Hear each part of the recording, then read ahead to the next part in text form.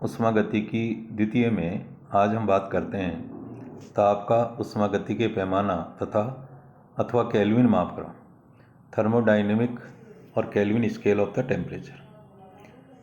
सामान्यतः ये प्रतीत होता है कि ताप का मापक्रम कार्यकारी पदार्थ तथा उसके गुणों पर निर्भर करता है, परंतु हमने देखा कि कार्नोट सिद्धांत के अनुसार नियत स्रोत व सिंक के मध्य अर्थात समान तापों पर कार्य करने वाले उत्क्रमणीय इंजनों की दक्षता समान होती है, चाहे कार्यकारी पदार्थ कोई भी लें। इस आधार पर लॉर्ड केल्विन नाम के वैज्ञानिक ने ऊष्मागति के मापक्रम का सुझाव दिया। उनके अनुसार भंडार, जिसे हम रिजर्वोयर कह सकते हैं, का ताप उस ऊष्मा के समानुपाती होता है जो उत्क्रमणी चक्र में उसे दी जाती है या उसमें से निकाली जाती है या ली जाती है।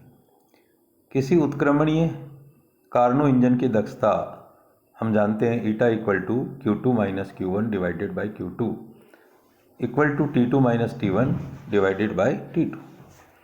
यहाँ पर Q2 जो है स्रोत से ली गई ऊष्मा है जो कि T2 ताप पर है, तथा Q1 सिंक को दी गई ऊष्मा है जो कि T1 ताप पर है।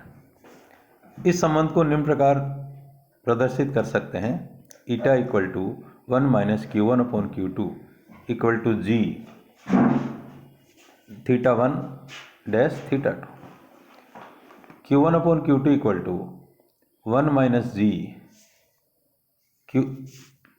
Theta 1 comma theta 2 equal to F theta 1 comma theta 2। यहाँ G और F स्वेच्छा से ली गई फलन है तथा थीटा 1 व थीटा 2 टेम्परेचर है।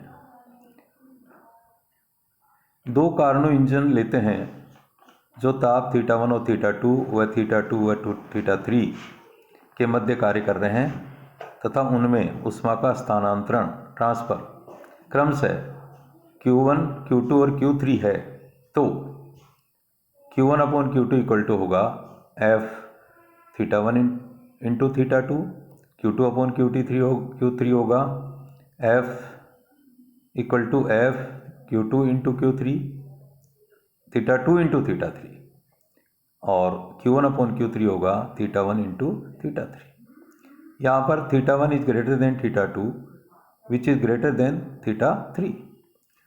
अतः F theta 1 into theta 3 equal to F theta 1 into theta 2 into F theta 2 into theta 3, equation number 2। इस समीकरण में बाईं ओर थीटा 2 नहीं है, अतः दाईं ओर से थीटा 2 हटाने के लिए इसे निम्न प्रकार लिखा जा सकता है: F theta 1 into theta 2 equal to F theta 1 divided by F theta 2, equation number 3।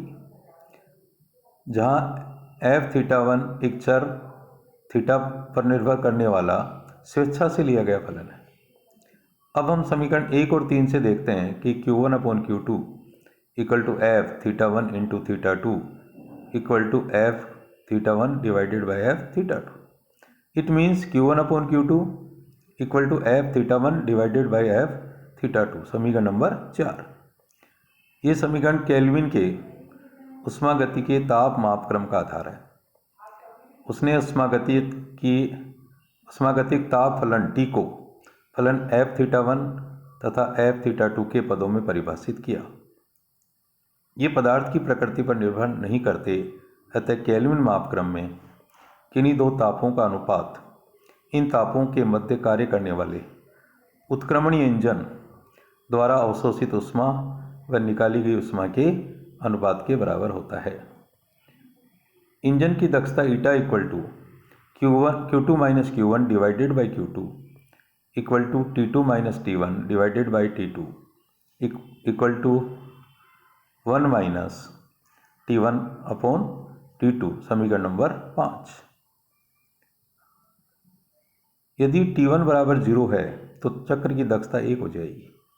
अतः केल्विन ताप मापक्रम या ऊष्मागति मापक्रम का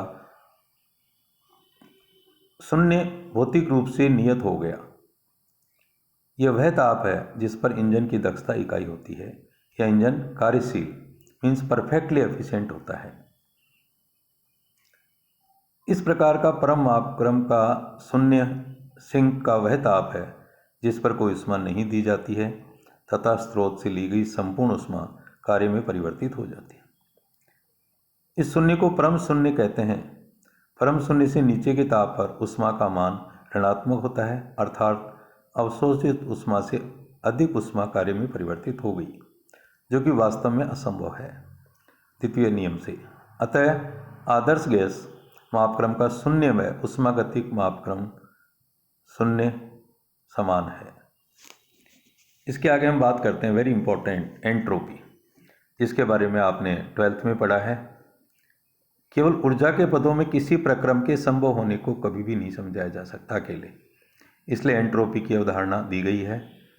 एंट्रोपी का अवस्था फलन है तथा यह क्रियाकारकों एवं क्रियाफलों की त्रिविमीय व्यवस्था या अव्यवस्था, रेंडमनेस, मुख्यतः अव्यवस्था कहेंगे इसे, से संबंधित है। इसे एस द्वारा व्यक्त किया जाता है और इसमें सूक्ष्म परिवर्तन को डीएस से व्यक्त किया जाएगा। किसी तंत्र द्वारा उत्क्रमणीय प्रकार से, मतलब उत्क्रमणीय तरीके से अवशोषित ऊष्मा तथा वह परम ताप जिस पर ऊष्मा अवशोषित कर ली गई है या की गई है का अनुपात एंट्रोपी कहलाता है। Means ds equal to dq reversible divided by t। यदि कोई तंत्र एक अवस्था से दूसरी अवस्था में जाता है तो एंट्रोपी में हुए परिमित परिवर्तन, फाइनाइट, निश्चित, को निम्न प्रकार प्रदर्शित किया जा सकता है। Delta S equal to S2 minus S1 equal to integration 1 to 2 q reversible divided by t।